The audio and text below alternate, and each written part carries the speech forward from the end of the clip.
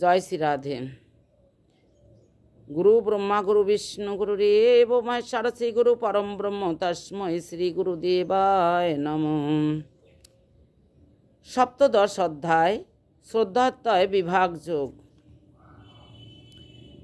যে শাস্ত্র বিধি মুৎসৃজ্য যজন্তে শ্রদ্ধায়া নিবিত্তা তেষাং নিষ্ঠা তুঙ্কা কৃষ্ণ সত্যমাহ রজস্তম।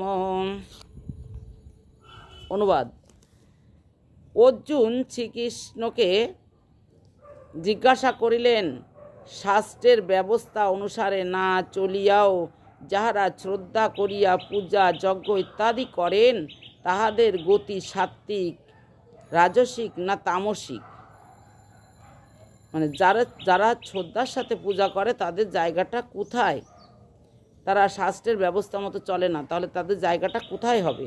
শ্রী ভগবান বলিলেন, লোকের শ্রদ্ধা অনুসারে তারাই প্রকৃতি জানা যায়।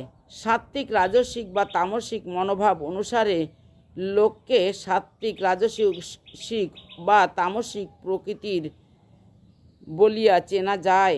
সাত্ত্বিক লোকে দেবতার, রাজসিক লোক যক্ষ রাক্ষসের এবং তামসিক প্রকৃতির লোক ভূত পিশাচের পূজা করে। তাহলে সাত্ত্বিক লোকেরা দেবতার পূজা করে, রাজসিক লোকেরা যক্ষ রাক্ষসের পূজা করে, আর তামসিক লোকেরা ভূত পিশাচের পূজা করে। খাদ্য, যজ্ঞ, দান, তপস্যা সবই তিন প্রকার, সাত্ত্বিক, রাজসিক ও তামসিক। তিন প্রকারের স্বভাবের লোকের এই তিন প্রকার আহার, যজ্ঞ, দান ও তপস্যা হইয়া থাকে। ইহা ছাড়া কায়িক, বাচিক ও মানসিক এই তিন প্রকার তপস্যা আছে। শ্রদ্ধা করিয়া ফলের আকাঙ্ক্ষা না করিয়া এই ত্রিবিধ তপস্যা করা হইলে তাহাকে সাত্ত্বিক তপস্যা বলে। ওং তৎসৎ। এইটি ব্রহ্মের নাম। এই নাম উচ্চারণ করিয়া সকল যজ্ঞ, দান, তপস্যা করিলে তাহাতেই কোনো দোষ ত্রুটি থাকিলেও পূর্ণ ফল পাওয়া যায়।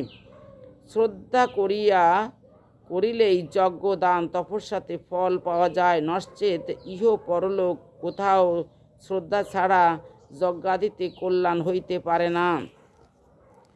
গঙ্গা, গীতা, সাবিত্রী, সীতা, সত্যা, পতিব্রতা, ব্রহ্মবলী, ব্রহ্মবেদা, সন্ধ্যা, মুক্তি, গেহিনী, অধমাতা, চিদানন্দ, ভবগ্নি, ভ্রান্ত নাশিনী, বেদত্রয়ী, পরানন্দ, তদত্ত জ্ঞান মঞ্জুরি। জয় শ্রী রাধে।